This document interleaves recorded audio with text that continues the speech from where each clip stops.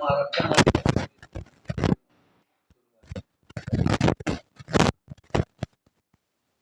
अतिवृष्टीमुळे शेतकरी अतिशय हवालदिल झालेला आहे, दुःखात होतो.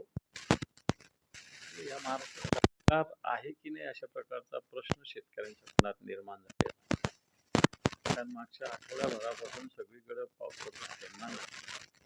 प्रशासन पोहोचू शकत नाही. NDRF वगैरे गोष्टी सांगितल्या जातात. कित्येक ठिकाणी नादुरुस्त बोटी आहेत. कित्येक गावाला पावसाने वेढलेले 5-5, 6-6 दिवस झाले गावाचा वीज पुरवठा पूर्णपणे बंद आहे. हे पाणी हटल्याशिवाय वीज पुरवठा सुद्धा सुरळीत होऊ शकत नाही. आणि म्हणून शेतपिकाचं तर प्रचंड नुकसान झालेलं आहे. जनतेला कोणी वाली नाही अशा प्रकारची स्थिती आहे. सरकारकडून जनतेच्या अपेक्षा असतात, परंतु आताच्या घडीला जे सरकार हे पूर्णपणे असंवेदनशील आहे. ते शेतकऱ्यांच्या भावना न जाणणारं आहे. आणि म्हणून शेतकरी मला असं वाटतं आताच्या घडीला अतिशय चिडलेल्या अवस्थेत आहे. काल गिरीश महाजनचे ताफा अडकवले होते शेतकरी. हां, मला अशी माहिती मिळाली धाराशिवमध्ये गिरीश महाजनांचं काही जणांशी काही उलट-सुलट बोलणं झालं. मग लोकांमध्ये काही भावना तीव्र आहे. त्यामुळं लोक काही गिरीश महाजन आहे की अन्य कोणी काही बघणार नाही. जनतेला आत्ताच्या घडीला सोल्युशन पाहिजे आणि ते सोल्युशन देणं जबाबदारी सरकारची आहे. परंतु सरकार त्याच्यात सपशेल फेल ठरलेलं आहे. एकनाथ शिंदे मदतीच्या नावाखाली प्रचार प्रसार सुरू करत आहेत. मला वाटतं हे अतिशय दुर्दैवी आहे की आत्ताच्या घडीला स्थिती काय आणि आपण करतो काय.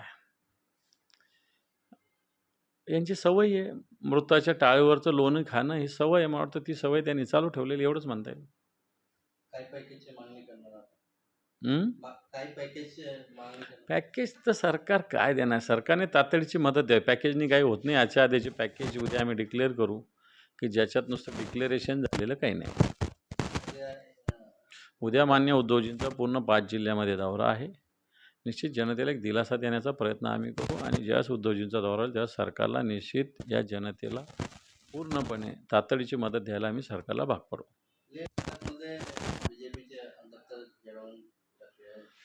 मला वाटतं जनतेने सुरुवात केलेली आहे.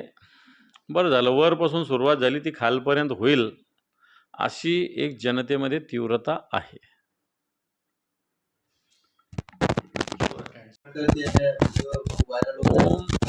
ओमप्रकाश ओमराजे निंबाळकर यांनी परवाच्या दिवशी एका गावामध्ये ज्या पद्धतीने मदत कार्य केलं मला वाटतं हे उल्लेखनीय आहे, अभिनंदनीय आहे. कारण अशा पद्धतीने एक खासदार सर्वसामान्य जनतेच्या मदतीसाठी प्रत्यक्षात पाण्यात उतरतो. मला वाटतं खऱ्या अर्थानं जनतेची प्रति जी जबाबदारी आहे, कुटुंबातला एक सदस्य म्हणून जी भूमिका ते वठवतात, वाटतं शिवसेनेला अशा खासदाराचा सार्थ अभिमान आहे. मी तेच सांगितलं ना, असा खासदार शिवसेनेचा याचा आम्हाला सार्थ अभिमान आहे. गद्दारीचं रिवॉर्ड आहे ते. त्याच्यामुळे त्याच्यावरती काही बोलणार नाही.